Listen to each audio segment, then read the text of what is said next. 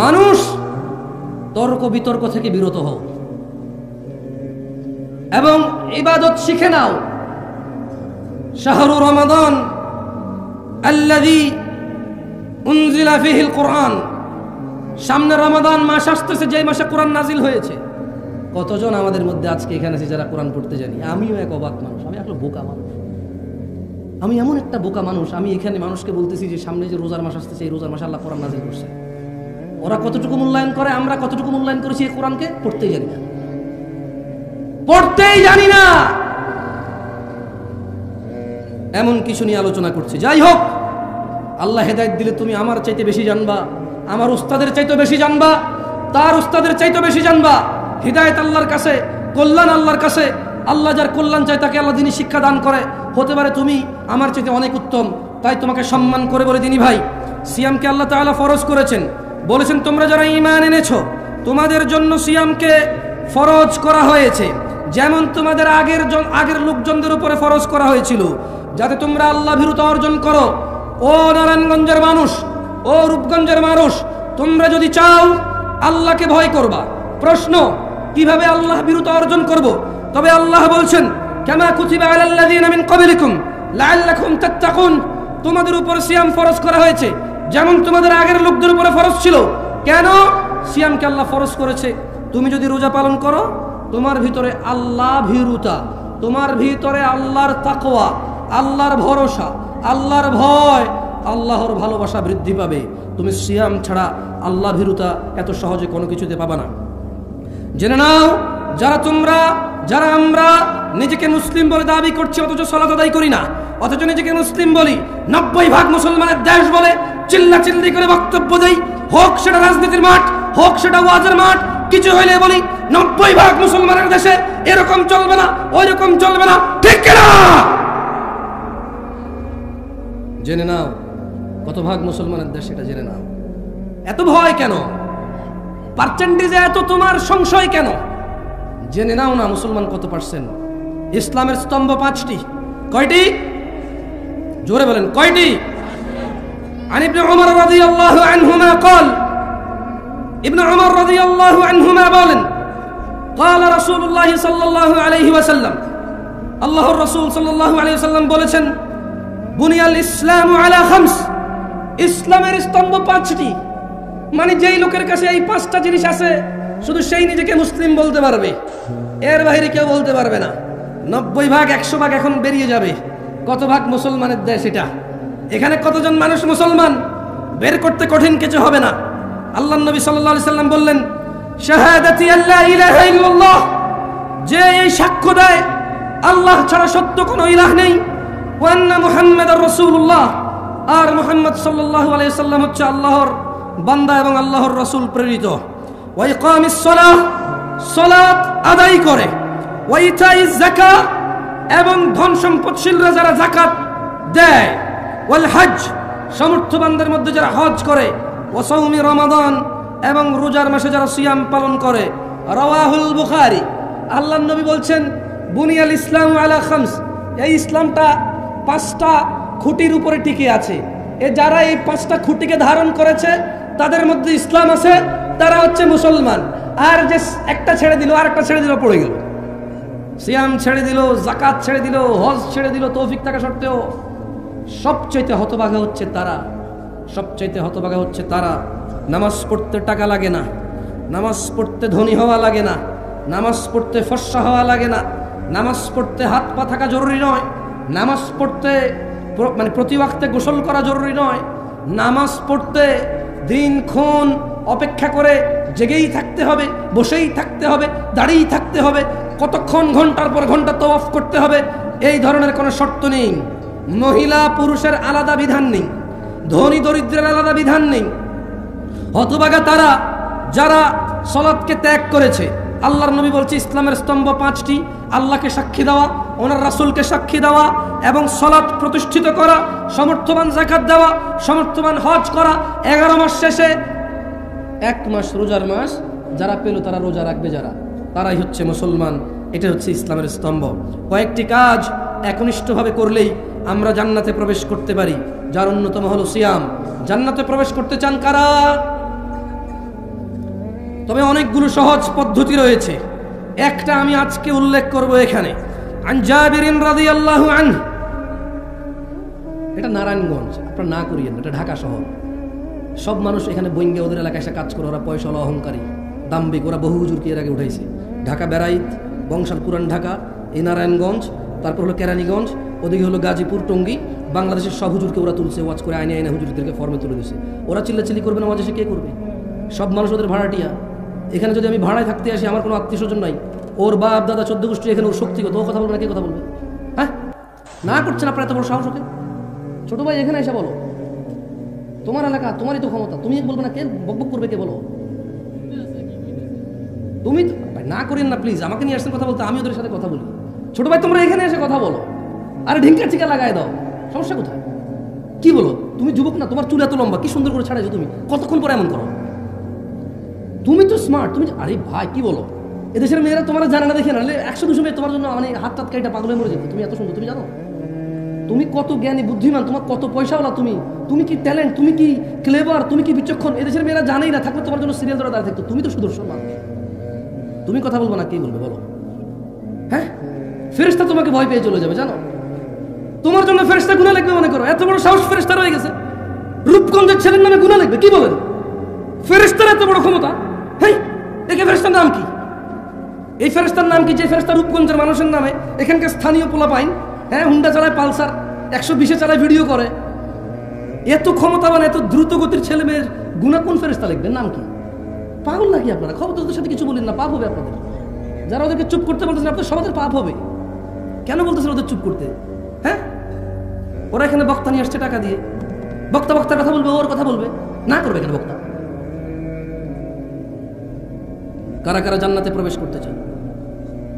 আল্লাহ তাআলা তৌফিক দান করুন। হাজারো পথ আছে জান্নাতে প্রবেশ করার। বনি ইসরায়েলের এক মহিলা কুকুরকে পানি পান করিয়ে জান্নাতে যাবে। বনি ইসরায়েলের 1 লোক 99 লোককে হত্যা করার পর আরো একটা 100টা পূরণ করার পরও জান্নাতে গেছে। জান্নাতে যাওয়ার বহু পথ আছে, জান্নাতে যাওয়ার বহু পথ আছে। আজকে একটা নিয়ে না হয় কথা বললাম। আন জাবির রাদিয়াল্লাহু আনহু, জাবির রাদিয়াল্লাহু আনহু থেকে বর্ণিত, তিনি বলেন, আপনারা মনোযোগ দিয়ে শুনুন, আমি আপনাদেরকে প্রশ্ন করব, জবাব দিন, কেমন? মনোযোগ দিয়ে শুনিয়েন। আন্না রাজুলান সাআলা রাসূলুল্লাহ সাল্লাল্লাহু আলাইহি ওয়াসাল্লাম ফাকাল, একজন ব্যক্তি আল্লাহর রাসূল সাল্লাল্লাহু আলাইহি সাল্লামকে ওনার কাছে এসে জিজ্ঞেস করলো এবং বলল, একজন লোক আল্লাহর নবীর কাছে এসে বলল, আরাআইতা ইযা সাল্লাইতুস সালাওয়াতিল মাকতুবাত ওয়া সুমতু রমাদান ওয়া আহলালতুল হালাল ওয়া হাররামতুল হারাম ওয়া লাম আযিদ আলা যালিকা শাইআ আদখুলুল জান্নাহ ইয়া রাসূলুল্লাহ। কারা কারা জান্নাতে যেতে চান? আল্লাহ আল্লাহ আল্লাহ। জাবির রাদিয়াল্লাহু আনহু, সুবহানাল্লাহ। এই কাফের মুশরিক হয়ে যায় মানুষ নামাজ না পড়লে, এটাও জাবির রাদিয়াল্লাহু আনহু থেকে বর্ণিত হাদিস। ওনার হাদিসগুলো আমার এত ভালো লাগে, ওনার বর্ণিত হাদিসগুলো, সুবহানাল্লাহ। একেবারে এখন আমাদের জন্য এগুলা, মানে এখন একদম ফুল হয়ে যে বলে না, ট্রেন্ডে চলে। কিসে চলে? ট্রেন্ডিং এ আছে ওনাগুলো, সুবহানাল্লাহ। দেখেন উনি কি বলতেছে যে একজন লোক এসে বলল, ইয়া রাসূলুল্লাহ, আমি যদি দিনে শুধু 5 ওয়াক্ত ফরজ সালাত, সুন্নত নফল পড়বে, এটা সে বলে নাই। বুঝতে পারছি না? পারি আমি না করছি কে সুন্নত পড়তে, নফল পড়তে না করছি না আমি এখন? এই যে ইউটিউবার এখানে লিখবে, তো ইউটিউবার আছে, ও বলবে এই দেখুন জামশেদ মজুমদার বলছে সুন্নত পড়া লাগবে না, ও টাইটেল দেবে। আমি বলছি এরকম, আমি বলছি এক লোক আল্লাহর নবীকে এসে বললো, জি ইয়া রাসূলুল্লাহ, আমি দিনে শুধু ফরজ নামাজ পড়বো, তো ফরজ নামাজ কয় রাকাত? ফরজ নামাজ কয় রাকাত? কেউ যদি বলে আমি শুধু ফরজ পড়বো, সে কি নফল পড়বে বলছে? সুন্নত পড়বে বলছে? তাহাজ্জুদ পড়বে বলছে? ঈদের নামাজের কথা তো সে বলে নাই। কোন নামাজের কথা? ঈদের নামাজের কথা সে বলে নাই, ঈদ তো ফরজ। তো সে বলল, আমি যদি আল্লাহর নবী দিনে শুধু ফরজ নামাজ পড়ি, আর আল্লাহর নবী এই শাওয়াল মাসের রোজা, সোমবার বৃহস্পতিবার রোজা, কোনো রোজা আমি রাখবো না আল্লাহর নবী। আমি একবারে বছর শেষে যখন রমজান মাস আসবে, চন্দ্র দেখে রোজা রাখবো। যদি 29 দিনের মাস হয়, 29 দিন না। উনি এভাবে বলে নাই, উনি মূলত বলছে কি, আল্লাহর নবী, আমি যদি শুধু ফরজ নামাজ পড়ি আর রমাদানে সিয়াম পালন করি এবং হালালকে হালাল বলি, হারামকে হারাম হিসেবে মেনে চলি, ওলাম আজিদ আলা যালিকা শাইআ, আল্লাহর নবী, আমি যদি খালি রোজা রাখি রমজানে, আর যদি আমি 5 ওয়াক্ত নামাজ পড়ি ফরজগুলা, অন্যগুলা বাদে, আর আপনি যত কিছুকে হারাম বলছেন আমি এগুলা মাইনা চলবো, এগুলো আমি করবো না। আপনি যত কিছুকে হালাল বলছেন এটাকে আমি হালাল হিসেবে নিব। এবং আল্লাহ নবী, আপনাকে আমি বলে দিই, সারা দিনে আমি আর কোনো ইবাদত করব না। কি করবে না? কি করবে না? এক ব্যক্তি বলতেছে, জামশেদ মজুমদার বলতেছে না, কাকে বলতেছে? আল্লাহর নবীকে বলতেছে। এই হাদিস পাইলাম কোত্থেকে? জাবের রাদিয়াল্লাহু আনহু থেকে বর্ণিত। এটা মুসলিমের হাদিস। কোন হাদিস? কিসের হাদিস? সহিহ মুসলিমের হাদিস। কিসের হাদিস? সহিহ মুসলিমের হাদিস। এখন ওই লোক বললো যে আল্লাহর নবী, এবং এর চেয়ে মানে নামাজ রোজা আর হারাম আর হালালের এর চেয়ে আমি যদি কিছুই বৃদ্ধি না করি, আমি যদি আর কোনো ইবাদতই না করি, আমি কি জান্নাতে প্রবেশ করব হে আল্লাহর রাসূল? কল, আল্লাহর নবী বলল যে না, তুমি জান্নাতে যাবা যদি ন্যূনতম কি করেন। ভুলে খেয়ে ফেলছেন ভাই, পানি টানি খাবেন, ওয়াজ খাই ফেলিয়েন না, পানি খান, ভাত খান, মাছ খান, ওয়াজ খাই ফেলিয়েন না ভাই, তাহলে আয়সা আসাটাই মানে বৃথা হবে এখানে। হ্যাঁ, ওই লোক কি বলছে, সে কি করবে? আর কোন মাসে রোজা রাখবে? হালালকে কি বলবে? হালালকে কি বলবে? হারামকে কি বলবে? কেউ যদি কাউকে স্মরণ করতে গিয়ে গান বাজনা বাজায় যদি দিবস পালন করে, এটাকে কি বলবে? সে কি বলবে? সেটাকে যদি কোনো বইতে লেখা থাকে ধর্ম মানুষে তৈরি করছে, সে কি বলবে এটাকে? যদি বিয়ারের মধ্যে মদ থাকে, সে কি বলবে এটাকে? এদেশের সবচেয়ে শ্রেষ্ঠ স্মার্ট মানুষ বিয়েতে গায়ে হলুদ করে, সে কি বলবে এটাকে? এই দেশের সবচেয়ে ভদ্র মানুষ তার শালীনি নিয়ে একসাথে সফর করে, সে কি বলবে এটাকে? এই দেশের সবচেয়ে বুদ্ধিমান শিক্ষিত মানুষটা সিগারেট খায়, সে কি বলবে এটাকে? এদেশের সবচাইতে ক্ষমতাবান মানুষ, সবচাইতে ক্ষমতাবান মানুষ কোন একটা আইন পাশ করলো যে মডেল লাইসেন্স দিয়ে দিবে, সে কি বলবে এটাকে? তাহলে সে প্রত্যেকটা হারামকে কি বলবে? প্রত্যেকটা হারামকে কি বলবে? তাহলে শুধু নামাজ পড়বে, রমজানের রোজা রাখবে, আর যত কিছু আল্লাহ হারাম করছে ওটাকে কি বলবে? মেনে চলবে। আর হালালকে কি বলবে? হালালকে কি বলবে? মানে চাস্তো ভাইয়ের মেয়ে, আপন চাস্তো ভাইয়ের মেয়ে, মানে আপন ভাই না, চাস্তো ভাইয়ের মেয়ে দেখা দিবে না, প্রয়োজনে বিয়ের প্রস্তাব দিবে বা দিবে না, যদি পছন্দ হয় প্রস্তাব দিবে, এটাকে হালাল মনে করবে। বুঝাতে পারি নাই, বুঝাতে পারি নাই মনে হয়। ভাগ্নি বিয়ে করে ফেলবেন নাকি? জবনাটাই কিয়ামত চলে আসছে। ধুর, জবনাটাই কি আসছে? উস্তাদ, চাস্তো ভাইয়ের মেয়ে বিয়ে করা যায়? যায় না? জবনা তো কিয়ামত চলে আসছে, কি বলেন? ভাগ্নি বিয়ে করে ফেলবে লোকে? হ্যাঁ, শোনেন না, মামা মামা মামা মামা বইনি বলতেছে যে আমার আপন ভাই বা আদর করেন, আমার মেয়েরা আমার স্বাস্থ্য ভাই আদর, খুব শোনাম। কি শোনাম? খুব শোনাম। হঠাৎ করে মেয়ে বমি করে। হঠাৎ করে মেয়ে কি করে? না, বাসে উঠে মাথা ঘুরে বমি করে না, ঘরে থাকতেই করে। আরে ভাই, বাস উঠলে অনেকে বমি করে ভাই, বাসে উঠে বমি করে নাই, হঠাৎ করে মেয়ে বমি করে। এরপরে মেয়ের মা কাঁদে, আল্লাহ আল্লাহ আল্লাহ, কি করলো কি করলো, খাইছে রে আমার, খাইছে কি করলো, আমি কি ক্ষতি করছি, আমি কি ক্ষতি করছি? মানে এখন অন্য কোনো পোলায় দ্বারা যদি বমি করতো তাহলে তো তোদের বিয়ে দিতে পারতো। আমার আপন স্বাস্থ্য ভাই, ভাই লোক কেমনি, আমি বাগনি মা বাগনি কেমনি বিয়ে দিব রে ভাই? খাইছে খাইছে খাইছে, আমি শেষ, আমি শেষ। মুখ দেখানো জায়গা নাই রে, মানে অন্য কারোর সাথে হলে জায়গা থাকতো মুখ দেখানো, বুঝছেন? অন্য কারোর সাথে জেনা হলে মুখ দেখানো জায়গা থাকতো, স্বাস্থ্য ভাইয়ের সাথে হবে না। আরে বেটা, স্বাস্থ্য বোন বিয়ে করা যায়, স্বাস্থ্য বোন যদি বিয়ে করা যায়, তাহলে স্বাস্থ্য বোনের অন্য কোন বেড়ার কাছে বিয়ে দিছে, ওইখান থেকে মেয়ে হয়েছে, ওকে কেন বিয়ে করা যাবে না? কোন যুক্তি দিলে? হ্যাঁ, চাস্তো বোনের সাথে দেখা দেওয়া যায় না, তাহলে চাস্তো বোনের আরেকজনের ঘরে বিয়ে দিছে, ওইখান থেকে আমার ভাগ্নি একজন হয়েছে চাস্তো বোনের মেয়ে, ওকে কেমনে দেখা দিতে পারবো? যেখানে ওর মাকে দেখা দেওয়া যায় না, ওকে কেমনে জায়েজ হয়ে গেল দেখা দেওয়া? ওর মায়ের বিয়ে করা যায়, বুঝি ওরে বিয়ে করা যাবে না? এর ন্যূনতম জ্ঞান কি নাই? ফুফাতো বোন বিয়ে করা যায়, বিয়ে করলাম না, বিয়ে হয় নাই, অন্য কোথাও বিয়ে দিছে, ওখানে ওর মেয়ে হয়েছে, বুঝি ওকে বিয়ে করা যাবে না? আমার আপন ফুফির ঘরে হয়েছে, ওরে বিয়ে করা যায়, কোথায় কার কাছে বিয়ে দিছে, বুঝি ওরে বিয়ে করা যাবে না? কোন জমানা এসে গেল? কিয়ামত চলে আসছে ভাই। কিয়ামত তো আসছে যেদিন থেকে আমরা কোরআন হাদিস ছেড়ে দিয়েছি, সেদিন থেকে কিয়ামত চলে আসছে। তাহলে ও আহলালতুল হালাল, হালালকে হালাল বলবে। কি করবে সে? দিনে দিনে দিনে আর বছরে কয় মাস? আর হালালকে কি বলবে? হারামকে কি বলবে? আর কি করবে না? আর কি করবে না? এবং আল্লাহ নবীকে কি বলছে? আল্লাহ নবী, আমি যদি আর কিছু না করি আমি কি জান্নাতে যাব? আল্লাহ নবী কি বলছে বলেন আমার সাথে, বলেন যে ক্বালা নাআম।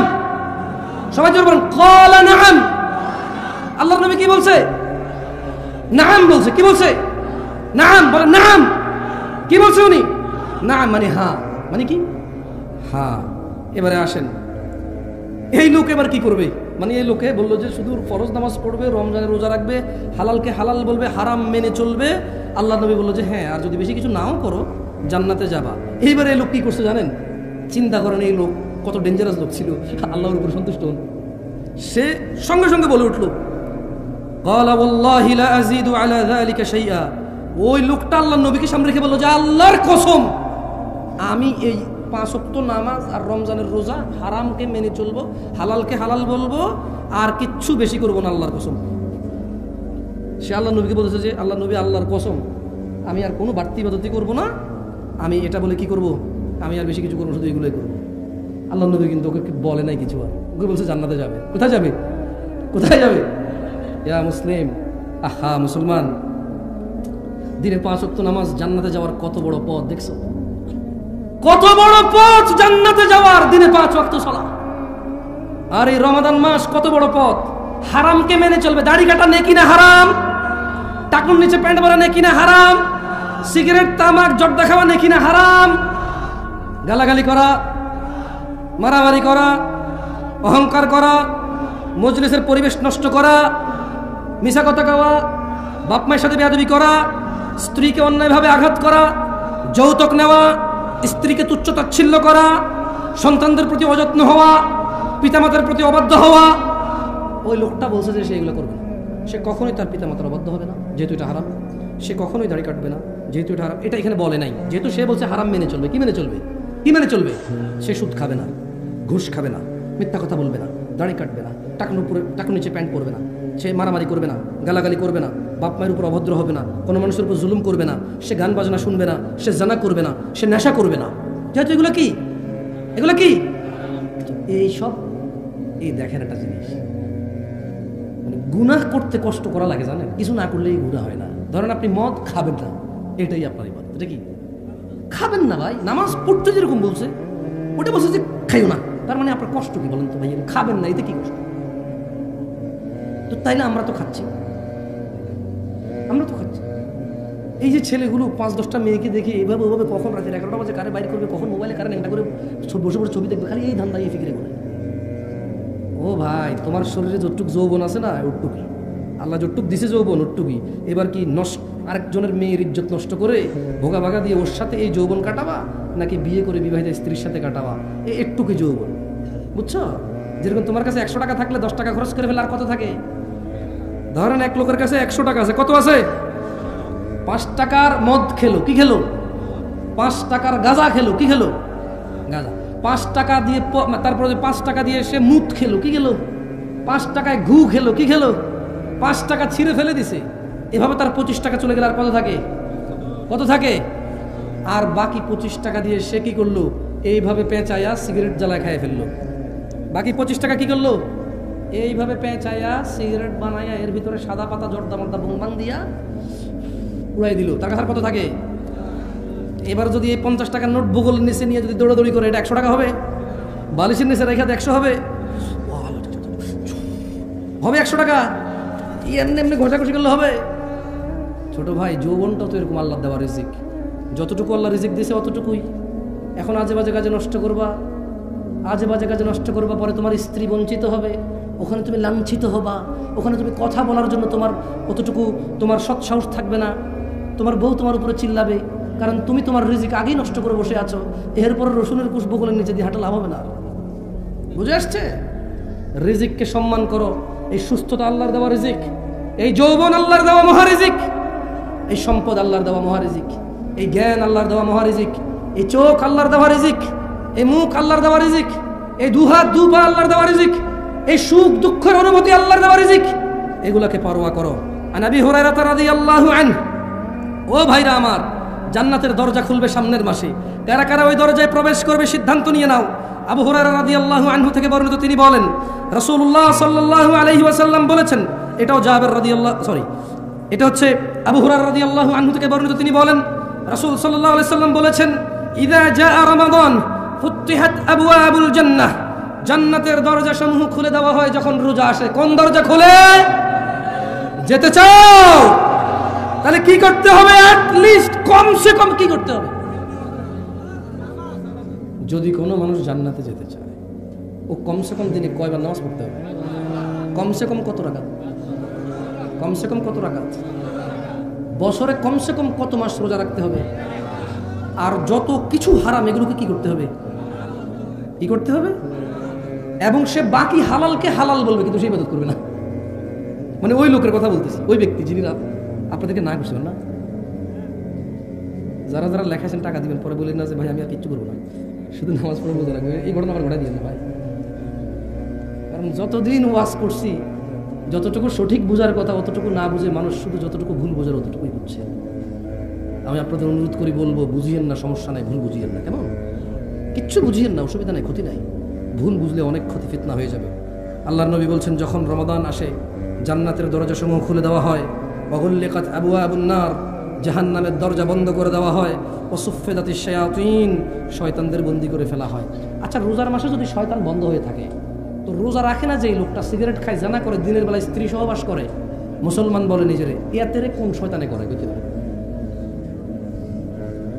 ভুল বলছেন। আল্লাহ বলছেন মিনাল জিন্নাতি, মিনাল জিন্নাতি, মিনাল জিন্নাতি। তার মানে শয়তান কয় প্রকার? জিন শয়তান, মানুষ শয়তান। যেটা মানুষ শয়তান আউযুবিল্লাহ বললে সহজে এটা যায় না, যেটা জিন শয়তান ওটা সহজে চলে যায়। আল্লাহ আমাদেরকে বোঝার তৌফিক দান করুন। যাই হোক দিনী ভাইরা, এই বিভ্রান্তিতে পড়বেন না যে রমাদান 10 দিন রহমত, 10 দিন নাজাত, 10 দিন মাগফিরাত, এরকম 10 দিন ভাগ করিন না। কেমন? আবু হুরায়রা রাদিয়াল্লাহু থেকে বর্ণিত, তিনি বলেন আল্লাহ নবী সাল্লাল্লাহু আলাইহি ওয়াসাল্লাম বলেছেন, আদম সন্তানের প্রতিটি কাজই তার নিজের জন্য, রোজা ব্যতীত। কেননা সিয়াম আল্লাহর জন্য, আর আল্লাহ এটার প্রতিদান দেবে, সুবহানাল্লাহ। যাই হোক, আমি আসলে আপনাদের এখানে আর বেশিক্ষণ বসায় রাখবো না। একটা হাদিস মুখস্থ করাই দিয়ে চলে যাব, যদি আপনারা মুখস্থ করতে চান। মুখস্থ করবেন? তাহলে কিন্তু কয়েকবার পড়তে হবে। রাজি আছেন? আপনারা যখনই আমি বুঝবো যে আস্তে আস্তে বলতেছেন, তখন আমি ফিনিশ করে এখান থেকে বিদায় নেব। এর আগে আমি পড়াবো মুখস্থ করার জন্য। বলেন, আন সাঈদ ইবনুল মুসাইয়িব রাদিয়াল্লাহু আনহু, রাদিয়াল্লাহু আনহু। মুরব্বি বলেন, মুখে মুখে বলেন, রাদিয়াল্লাহু আনহু। আপনাকে বলেন, রাদিয়াল্লাহু আনহু। আন সাঈদ ইবনুল মুসাইয়িব রাদিয়াল্লাহু আনহু। সাঈদ ইবনে মুসাইয়িব রাদিয়াল্লাহু আনহু থেকে বর্ণিত, তিনি বলেন আল্লাহর নবী সাল্লাল্লাহু আলাইহি ওয়াসাল্লাম বলেছেন, বাইনানা, জোরে বলেন, বাইনানা ওয়া বাইনাল মুনাফিকিনা শুহুদুল ইশা ওয়াস সুবহ লা ইস্তাতিউনাহুমা। সাঈদ ইবনে মুসাইয়িব রাদিয়াল্লাহু আনহু থেকে বর্ণিত, তিনি বলেন আল্লাহর নবী বলেছে যে মুসলমান মানে আল্লাহর নবীর উম্মত বা আল্লাহর বান্দা, আর যারা আল্লাহকে অস্বীকার করে, মুনাফিক, কাফের, মুশরিক। এখানে মুনাফিকের কথাটা বলছে আর কি, বুঝছেন? জাবির রাদিয়াল্লাহু আনহু থেকে দুইটা হাদিস আছে, একটাতে মুশরিক বলা আছে, একটাতে মুশরিক কাফের দুইটা বলা আছে। কেমন? সরি, একটাতে কাফের বলা আছে আর একটাতে মুশরিক কাফের দুইটা বলা আছে। তো জাবির রাদিয়াল্লাহু আনহু থেকে বলেছে, তিনি বলেন যে আল্লাহ নবী বলছে, নিশ্চয়ই মুনাফিক আর মুসলমানদের মধ্যে পার্থক্য হচ্ছে ঈশা আর ফরজ নামাজ ত্যাগ করা। কারণ মুনাফিকের জন্য ফজর আর ঈশা পড়া কষ্ট হয়ে যায়। কত ভাগ মুসলমানের দেশ? হ্যাঁ, এখনো 90 ভাগ। কমে না রে ভাই, কমে না। কয়ে মানির মান জুতা দিয়ে যায় না, এখনো কমে না 90 ভাগ। হ্যাঁ না, ও মার খেমনি তো বড় বড় হুজুররা বা রাজনীতির নেতারা সব এই জায়গায় এসে কথা বলে 90 ভাগ মুসলমান দেশ। কি কয় 90 ভাগ মুসলমান দেশ? মুসলমান তাহলে হয় কেমনে আসলে? মানে কোন কাজ করে, মানে মুসলমান কোন কোন কাজে মুসলমান হয়? আমরা তো জানি যে অনেক কাজে মুসলমানিত্ব চলে যায়। এখন যাই হোক, কেউ যদি আল্লাহকে মেনে চলে মুসলমান হয়, তাহলে ওকে আল্লাহ জান্নাত দেবে। আর যদি কেউ মানুষকে মেনে মুসলমান হয়, ওই মানুষের যা ক্ষমতা সে তা দিবে তাকে, যদি পারে বাঁচাবে। বলেন, আন জাবির রাদিয়াল্লাহু আনহু, জাবির রাদিয়াল্লাহু আনহু থেকে বর্ণিত, তিনি বলেন আল্লাহর নবী সাল্লাল্লাহু আলাইহি সাল্লাম বলেছেন, বাইনার রাজুলি, জোরে বলেন তো, দেখেন তো মুখস্থ হয় কিনা, বাইনার রাজুলি ওয়া বাইনাশ শিরকি ওয়াল কুফরি তারকুস সালাহ। বলেন, বান্দা শিরিক এবং কুফরের মধ্যে পার্থক্য হচ্ছে নামাজ ত্যাগ করা। কাফের কি মুসলমান? মুশরিক কি মুসলমান? কত ভাগ মুসলমানের দেশ? আল্লাহর নবী বলছে বান্দা আর মুশরিক কাফেরের মধ্যে পার্থক্য হচ্ছে নামাজ। কি? যে নামাজ পড়ে সে হলো বান্দা, যে নামাজ পড়ে না সে মুশরিক ও কাফের। আমি বলি নাই, ফতোয়া দিচ্ছি না, ওয়াল্লাহি ফতোয়া দিচ্ছি না, অনুবাদ করতেছি। কেমন কি করতেছি? এবার আপনি মুসলমান কেমনে হবেন, আল্লাহর জান্নাতে কেমনে যাবেন, সিদ্ধান্ত কার? আচ্ছা যান, এত কিছু বললাম, এত ভয় দেখালাম, একটা ভালো কথা বলে চলেই যাই। আর কতক্ষণ যাবো যাবো করে বলবো আপনাদেরকে? বাঙালি তো জামু জামু করে আধা ঘন্টা লেগে যাবে। যেমন আসে বলবো যে কেউ, আমি দুটি কথা বলে এখানে সংক্ষিপ্ত বক্তব্য শেষ করবো। এই কথা বলে উনি আসলে আধা ঘন্টা এক ঘন্টা শেষ করতে পারেন। এটাই বেশিরভাগ ক্ষেত্রে হয়, আমরা দেখি যে আমিও বিচিত্র না বাংলাদেশি হিসেবে শেষ কথা কইতে কইতে গত 10 মিনিট থেকে বলতেছি না, এটা আসলে শেষ। জানাকারী আছে কিনা আমাদের এখানে, মদখোর আছে কিনা, আমরা বাপ মায়ের উপর অত্যাচারকারী, মিথ্যাবাদী, মিথ্যা সাক্ষ্য দেওয়া, দুনিয়ার যত অপরাধ আছে কোনো না কোনো অপরাধের সাথে কেউ না কেউ জড়িত আছে কিনা? তাইলে ওই যে ওই লোক বলল হারামকে মেনে চলবে, হালালকে স্বীকৃতি দিবে, যতই মানুষ বলুক কি কয় আস্তাগফিরুল্লাহ, তওবা তফসি কানে দর্শি আর জীবনে করতাম না, যতই করব, আল্লাহ যেটাকে হালাল করেছে সেটা লজ্জা পাবে না। কি পাবে না? আল্লাহ যেটাকে হালাল করেছে সেটা কি পাবে না? আর আল্লাহ যেটাকে হারাম করেছে সে কখনো এটা থেকে লজ্জা উঠাবে না। কি উঠাবে না? তো জান্নাতে যাওয়ার জন্য যদি 5 ওয়াক্ত নামাজ জরুরি হয়, জামশেদ ভাই আমি তো অনেকদিন পড়িনি। জান্নাতে যাওয়ার জন্য যদি জানা বন্ধ করে দিতে হয়, নেশা বন্ধ করে দিতে হয়, জামশেদ ভাই আমি তো এখনো গতকালকেও করে আসছি নেশা অথবা জানা। জান্নাতে যাওয়ার জন্য যদি সুন্নতকে মেনে চলতে হয়, হালাল মেনে হারামকে সবসময় বর্জন করতে হয় যদি জান্নাতকে পেতে হলে, আমি তো আধা ঘন্টা আগে এখানে আসার আগেও আমার প্রেমিকার সাথে কথা বলে আসছি, একজন লোককে টাকা দিবে বলে দেই নাই, একটা লোককে ধমক দিয়ে আসছি, আব্বাকে ধমক দিয়ে আসছি, আম্মার সাথে জোরে কথা বলে আসছি, একটু আগে আমি আমার বউকে ভাতের প্লেট এভাবে ছুঁড়ে ফেলে দিয়ে আসছি এখানে মাহফিল দেখতে।